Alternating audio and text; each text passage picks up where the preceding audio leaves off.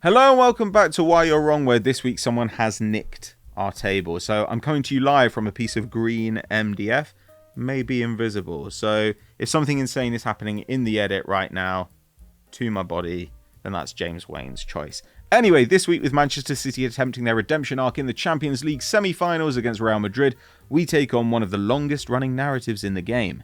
Has Pep's overthinking cost this team in Europe? Pep, the best manager currently working. Manchester City, one of the richest and most well-run clubs in world football. And yet, after 7 years of Guardiola at the helm, the citizens have grown into the dominant force in the Premier League, but remain trophyless on the European stage. Surely, something is wrong with this picture. Well, though we all agree on Pep's tactical genius, the accepted answer over the last few years has come to be Pep. The Spaniard is a league-killing machine, winning an incredible 10 of the 13 titles he has competed for since 2008. But with each successive domestic triumph, it becomes obvious how much is still to be accomplished on the continental level.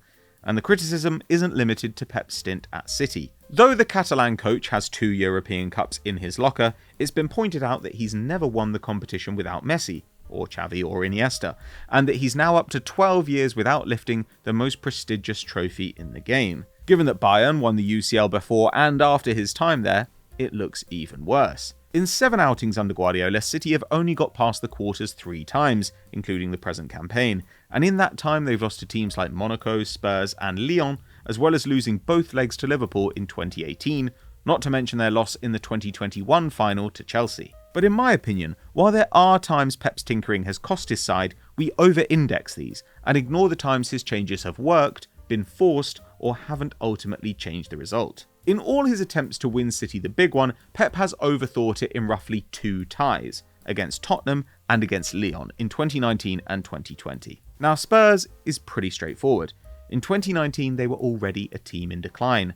7 months after they beat City in the Champions League, Pochettino was gone, but when City faced them, Pep seemed to plan for the team they had been, not the team they were. Spurs lined up with Winks and Sissoko in midfield, but Pep played a conservative formation for him, dropping De Bruyne to the bench so he could field a double pivot of Gundo and Fernandinho. Despite having 59% possession, City got outshot 13-10 and created 1.4 XG across the game, compared to 2.2 a match in the Prem that season. They lost 1-0. And in the reverse fixture, though City went back to their normal setup, they were forced to come out harder at Spurs and again gave up 2 goals to Son. In the end, they should have won. We all remember Llorente's weird hip-hand finish and Sterling's disallowed goal at the death, but they burned so much time doing nonsense that there was room for bad luck, and it arrived. Lyon was even worse. City scored 102 goals in the Prem that season and conceded just 35, but for some reason abandoned their usual way of playing to match the back 3 formation of a Lyon side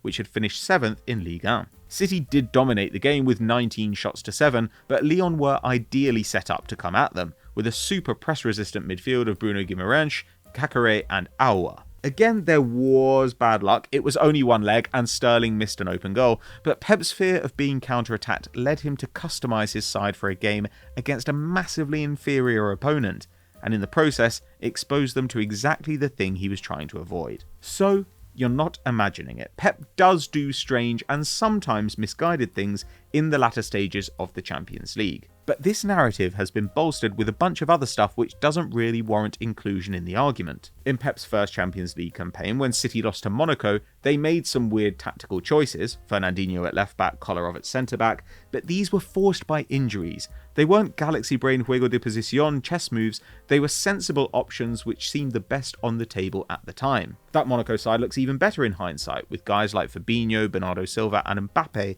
in the starting 11. City went out on away goals.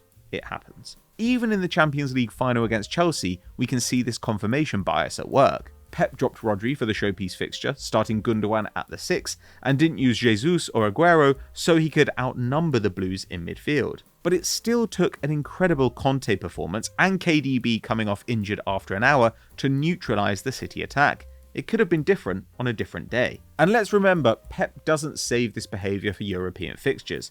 He actually does this all the time, and the difference is that in the league, City have such a talent advantage on most teams that they can get away with a bad half or a couple of costly mistakes. That's simply not the case in the European knockouts.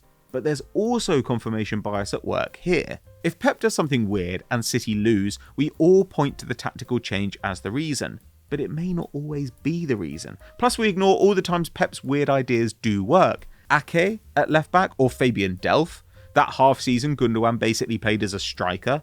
Tinkering is Pep's superpower more often than it's his Achilles heel. Pep's choices have generally been understandable if you remember that what he always wants to do is 1. Maximise control, and 2. Minimise risk. He's happy to sacrifice attacking power if he can reduce the chance of being countered. He's happy to make the game dull if it's dull because City have all the possession. So he only overthinks in those terms. He never plays a wide open system because he's completely misread the tie, or drops an informed player because he believes the universe is telling him to. He's just scared of teams breaking on him. And despite his weird ideas, across all the ties which have bumped City from the Champions League, City have put up 18.5 XG and allowed 14.9, but actually scored 17 and conceded 25. That's bad luck. It's going to take a third European crown for Pep Guardiola to shake this narrative for good, but it shouldn't be as entrenched as it is. But what do you think? Is Pep the reason City are yet to lift the Champions League trophy? Give us your thoughts in the comments below. Thanks for engaging with Why You're Wrong. It's good to get your feedback on what we're doing, and we're always open to new topics, so drop those underneath as well. Thanks for watching, don't forget to like and subscribe, and we'll see you next time.